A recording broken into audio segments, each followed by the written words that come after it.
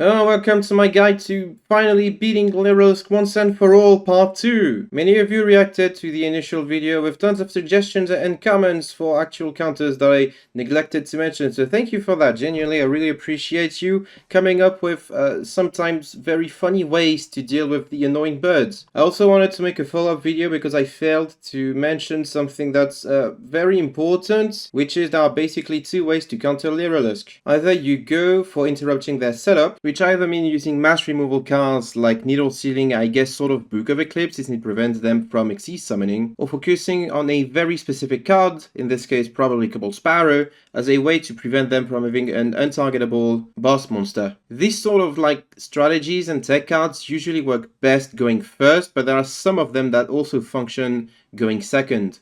Like DD Crow, for instance, if they are going for a setup where they put their Cobalt Sparrow in the graveyard, is a really good option. The second way is simply to remove the annoying boss monsters, which, I mean, it is pretty self-explanatory. Another thing that I failed to mention is that even if you do remove the boss monsters by putting them in grave, Beryl Canary can just revive them, and then Celestine Wagtail and Bird Sanctuary can just give them more material, so it's not a definite solution, which is something to keep in mind when using the effect of, say, Dingersu, for instance. And last but not least, I wanted to shout out the LYRILUSC guide on Duel Links Meta, which is a really well-written guide, has a couple of counters, most of which I've already mentioned or will mention. But if you're interested in learning how to play the deck, if you can beat them, join them, it's a really good resource. I'm gonna put the link to it in the description. So without further ado, let's talk about some more counters. Trishula Zero is, I can't believe that I didn't mention this card. It's just an incredible boss monster. It's not the easiest to make, but it is able to non-target banish up to 3 cards in your opponent's field, which is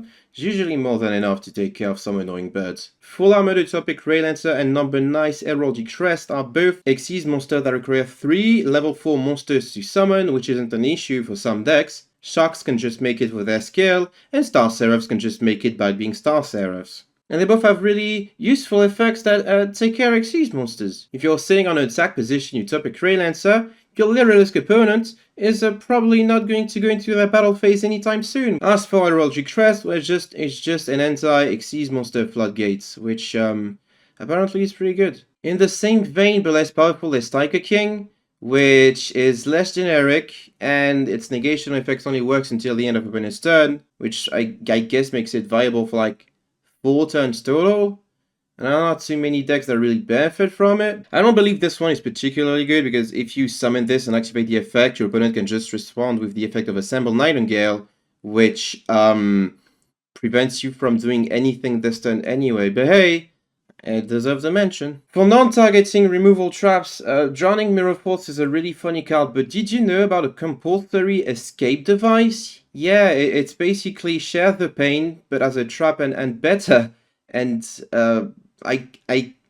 there's some feats in the card. I don't know what else to say. Chain Disappearance is also a pretty interesting card to get rid of Cobalt Sparrow or Assemble Nightingale very specifically. Some people mention Chain Destruction, which is objectively worse. It only destroys, and LYRILUSC have a lot of ways to get back a destroyed monster from the grave. So Chain Disappearance is just... it's pretty interesting. The issue with cards like Chain Disappearance is that they're basically only good against exactly LYRILUSC. There are some maybe targets, like against Star Seraphs, you can use it against Sovereignty, but I don't know if it's worth playing for that reason. Someone mentioned Memory of an Adversary, a battle trap that banishes a monster, makes you take damage equal to the monster's attack, which isn't going to be much considering it's LYRILUSC we're talking about, and then special summons that monster's you, which is kind of funny. You're gonna get an Assemble Nightingale with no materials, but the psychological damage your opponent is going to receive from you activating and resolving this card is completely worth it. Drone and Lockbird is a card that can restrain the ability of LYRILUSC to play, considering a lot of their cards search and plus them, which means that you can potentially prevent your opponent from popping off if you happen to have a Drone and Lockbird, which isn't searchable and you can have to hard draw it, but I guess it's an option option. Cloak and Dagger and Summon Breaker are both what I consider to be decent options until your opponent just summons Promenade Thrush and gets rid of it, which they can do under 3 summons, which make these cards significantly worse. Now for archetypal ways to deal with LYRILUSC. Can you believe that I was stupid enough to not mention Magna Rocket Dragon, which just says send a monster from the field to grave? It's basically a bullet Dingesu, which I really appreciate. This deck is probably one of the best equipped to deal with LYRILUSC. Maybe. Speaking of things that I forgot, Redoer can just detach a trap to place a face-up card your opponent controls on top of their deck, which is an insane effect that I forgot. It's not difficult to equip Redoer with a trap also. Instead of going for a retrograde search with Winder, you just go for the flyback search and then activate flyback, equip another flyback or retrograde to the Redoer. I'm just stupid. Zombie decks can both use Zombie World in order to prevent the effects of, I think, Barrel Canary, which really specifically mentions zombie monsters from being able to activate, and Doom King Balladrock, which is a non-targeting banish guy. Also a couple more cards that they can play that can banish zombies from the graveyards. There's a trap that I forgot of. It's worth considering also. Super Quants have access to Great Magnus, which is both able to non-target spin a card on the field, passive draw and Lockbird effect if it has 6+ materials, which is very easy to do in Super Quants. Especially considering this guy is unaffected by card effects if it has 4+ materials, which is again super easy for Super Quants to do. Sun Avalon can just activate Sun Avalon Bloom, which says negate. Again, this is a case of your opponent not making Promenade Thrush to get rid of your back row before they commit to assemble Nightingale lines, which also depends on you winning the coin flip, but it's an option. Any deck that can access Rafflesia, including but not limited to Sharks, Before Mages, and of course Trap Tricks, can access the Trapple cards that she can just dump to activate their effects. Void Trapple, Time Space Trapple, and Floodgate Trapple is also a decent option. All of these, of course, in response to the summon of Assembled Nightingale. Why the fuck is this allowed? Who okayed this? Why is this allowed? Shiranuis, on top of having a trap that says take no damage, which can allow them to stall the game out, also have the ability to both prevent direct attacking with Samurai Saga, shuffling any zombie monster back into the deck because of the LYRILUSC monster of zero defense, and Shiranui Samurai, which just banishes a monster that it battles with after damage calculation. Perform Mages have a really funny ways of dealing with LYRILUSC, which also focuses on not taking damage whatsoever. As long as you control Trapeze Magician, you never take damage from battle or card effect if it's less or equal than this card's attack, which is 2500, which even the biggest Nightingales fail to reach. So that's a really funny option. Shadows can just make Winda, which I guess is a way to deal with LYRILUSC. It's also a way to deal with pretty much anything under the sun, because Winda is one of the worst cards ever designed. Heroes have like 17 skills that just say click yellow button, get super poly, which is another way to get rid of an assembled Nightingale. And last but not least, Dragunities have a very funny card, Trident,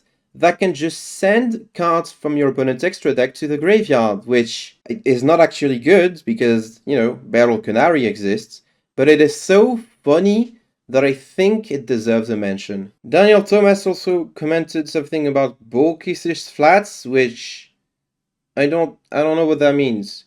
Is that a new Yu-Gi-Oh archetype that I don't know about? In conclusion, this archetype has done a lot of damage to the Duel Links meta. I think the term damage is appropriate because it turned a format that was pretty not enjoyable as far as I'm concerned to a format that's even less enjoyable, because now there is a new deck that is so centralizing that you have to devote precious mental space and tech cards to deal with, which I hate that. I hate that so much. So despite everything, I am still coping for a ban list that takes care of this deck and pretty much anything else that's bad this format, which is pretty much every deck out there, let's be honest. It wouldn't even be hard to nerf LYRILUSC. All you have to do, basically, is put Assembled Nightingale and Cobalt Sparrow to limited 2, forcing players to play one of each, which makes it so much easier to deal with Cobalt Sparrow with very specifically DD Crow, since it's going to be much harder to access, much less consistent, and you're only ever going to have to deal with one of them. So Nightingale plus Robin setups means that there's going to be one monster that's just going to be a sitting duck.